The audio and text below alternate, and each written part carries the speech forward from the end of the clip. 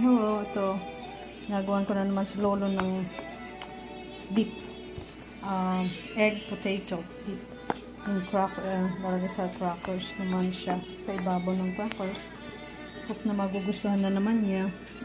Salmon, nagustuhan din niya. Okay. Ayan.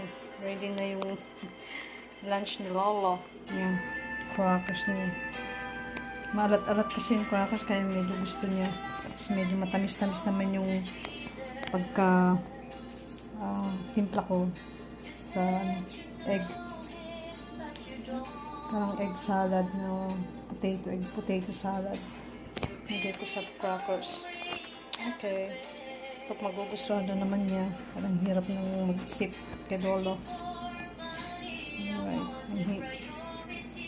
Okay. Ito marami pa.